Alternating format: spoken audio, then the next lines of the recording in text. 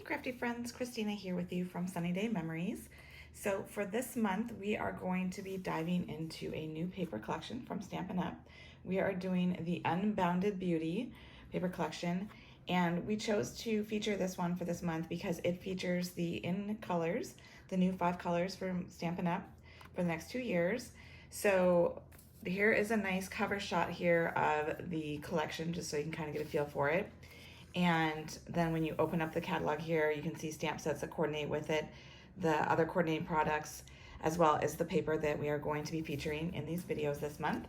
So I thought I would show you first the papers that are in it, just so you can get a better sense.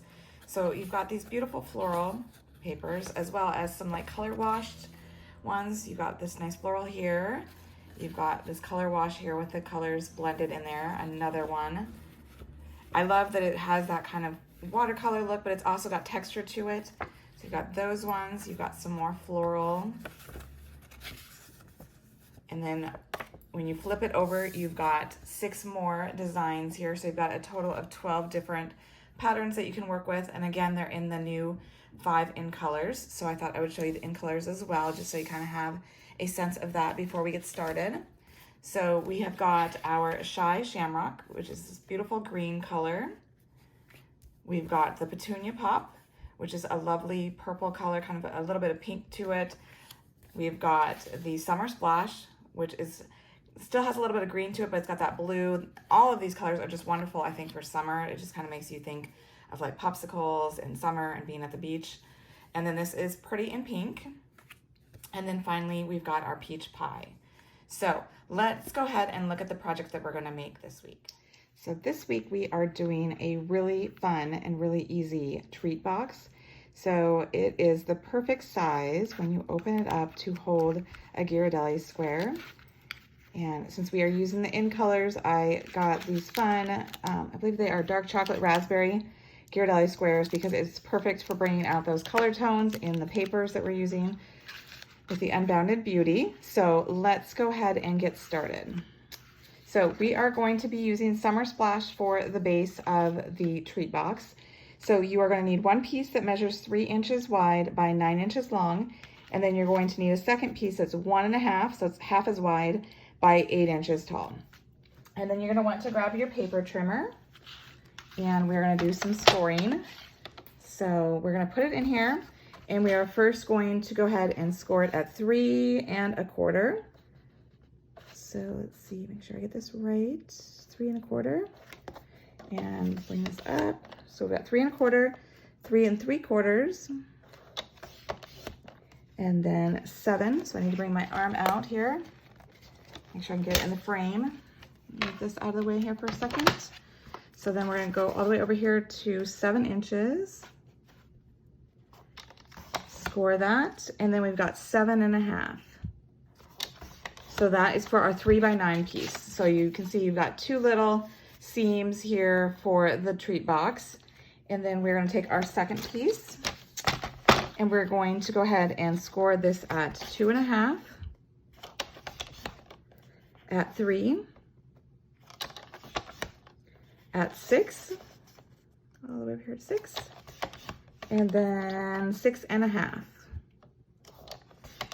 All right, so same deal where you've got those 2 seams to create, so it can handle the width of it. So we are all done with our paper trimmer. So now we're gonna go ahead and create the shell of our treat box. So just going ahead and folding on those score lines.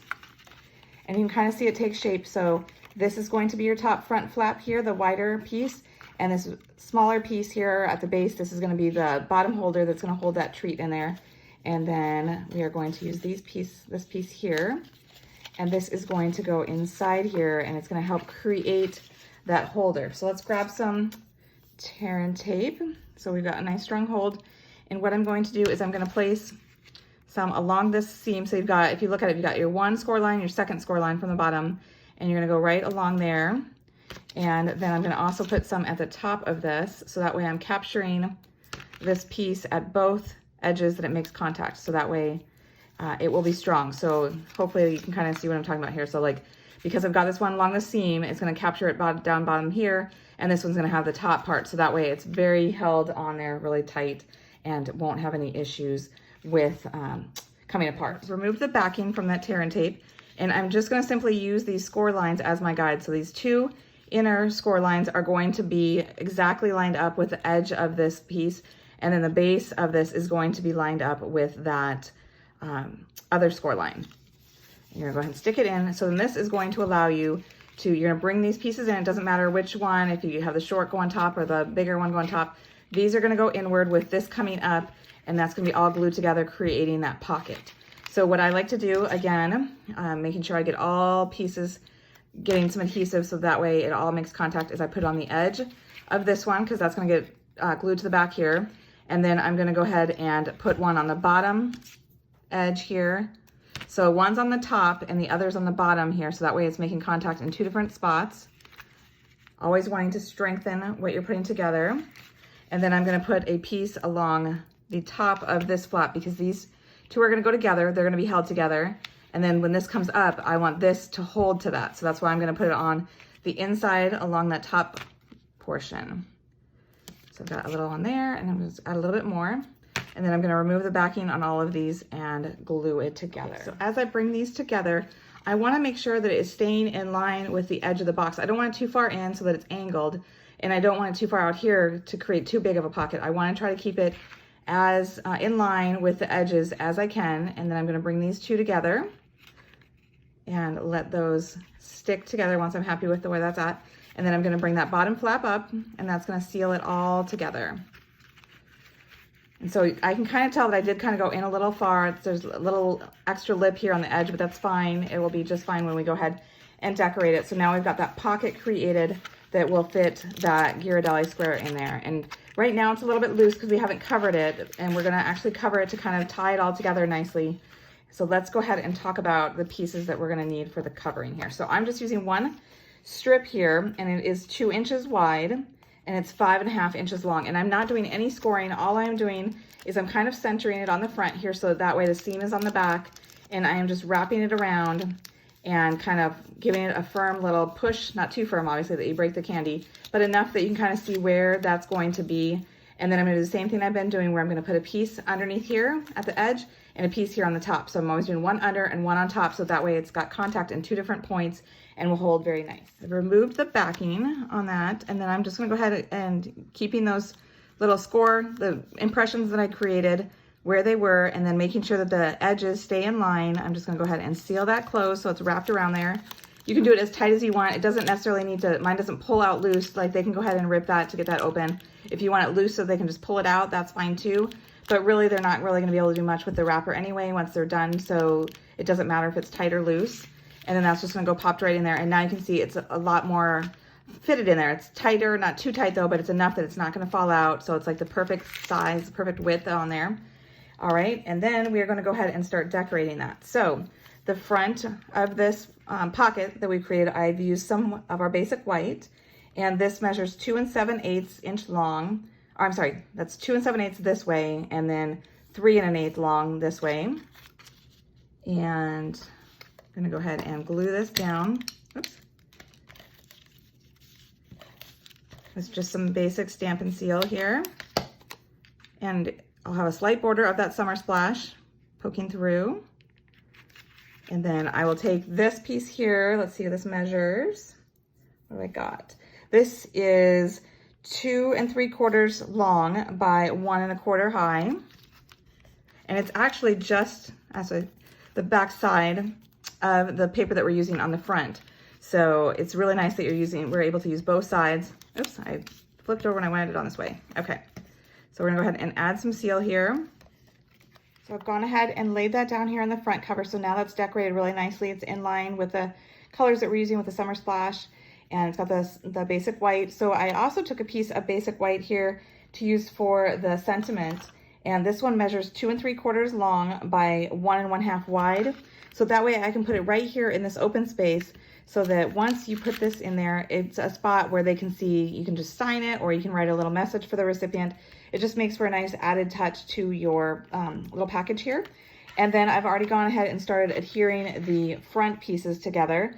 So this one measures, let's see, this is 2 7/8 tall by 1, no, that can't be right. I see here. This is 3 1/8 this way. I think I gave the measurements incorrect on this bottom piece here, but I will have them in the not in the description below the video. So this one actually was 2 7/8 long, the basic white, by 1 3/8. And this one is 3 1/8 tall by 2 7/8. And then the floral pattern here is, let's see, this is the 2 3/4 by 3. So it's just an 1/8 of an inch difference. And I'm gonna go ahead and glue that to the front here. So then next I am taking 18 inches of the Summer Splash ribbon. This is really pretty ribbon. It's got the nice border on it, the stitched border, and it comes in all of the new in colors. And so I just pulled that since I'm using that Summer Splash paper for the base of the package. And I'm taking a piece of the tear and tape, kind of going about center here. And I'm gonna go ahead and remove the backing, and I'm gonna use this to hold down the ribbon. So that way, like as you can see here in my sample, it stays glued to the front, but it's easy to go ahead and open up and then tie again to the side to give to the recipient. Another option you could do as well, if you didn't have any ribbon, is you could do some Velcro. You could have a Velcro dot here, and that will seal it closed. So that's another great idea that you could do. So I'm just putting it behind, my ribbon behind my little treat box here, and I'm sort of kind of getting it centered so the two ends meet together so it's about the same length. So when I'm tying the bow, it looks a little bit more equal, and I won't need to trim down as much. And then once I'm happy with where I want it to be, I'm just gonna go ahead and push down so I get a good seal so it is connected to the box. And then I can go ahead and turn it to the side. And I always tie my bow sideways here. It'll turn out a little bit better. Do a quick little bow. And then you would trim off the ends as you want them to be. And then we're gonna do the stamping of the focal point. So, okay. Pull this, and then I will trim up the ends. I'm all done. So then what I've done is I have cut out 2 of our deckled circles, and I have one that I did in the berry burst because I really wanted to pull out that darker shade, and then one in the basic white. So I'm gonna pull in my stamping mat here, my foam mat. And this is really great because I'm gonna be using one of the photopolymer stamps, and so it's gonna give me a nice image. I'm also using this, actually this Good Things come in small packages, is from a old paper pumpkin that I actually just ordered. I love the sentiment in it, and I believe it's from like maybe a year and a half ago, like December 2022. So it is still available on the website. And this, I wanted to have like a little textured stamp, and I pulled this one from the Wildflower designs. It's this one right here. All right, so I am going to go ahead, and I wanted the sentiment, or not sentiment, sorry, the little texture behind that to be soft. So what I'm doing is I'm taking the Summer Splash, and I am going to actually do a second generation stamping. So I am just gonna go ahead and tap this on there and get some ink on it. I'm gonna stamp it once on scratch paper, and then I'm gonna stamp it a second time onto my white deckled circle, because then it gives it a lighter image. And then I can go ahead and I can take the berry burst and stamp the sentiment in the center of that. All right, so now I've got that stamped and ready to go. So I'm gonna go ahead and move my foam mat out of the way, and I'm simply gonna go ahead and glue the sentiment onto the berry burst so that way it pops nicely. The sentiment's really popping because it's matted in that same color. And then I'm going to put some dimensionals behind it to go ahead and give it some lift. Right, I'm just taking the backings off. I just used 2 dimensionals. You could use more if you like. I figured that would give it enough lift on here. And I have it straddled over that ribbon. And I see I kind of got my ribbon hooked on that pouch there a little bit. And then the finishing touch, while it's very subtle, is I used one of the larger iridescent pearls and one of the smaller ones up in the corner. So I'm gonna go ahead and do that same thing where I'm gonna grab, oops, it jumped right off the sheet. I'm gonna grab that and put that on the corner. And then I'm gonna grab a small one and go right below it. And there you have it, a really fun, very easy. You could go ahead and mass produce a bunch of these. They're great for little coworker gifts, maybe like at the end of the year for the teacher, neighbor gift, just fun little something just to give somebody, let them know that you're thinking of them. So I hope you enjoyed it, and until next time, stay crafty.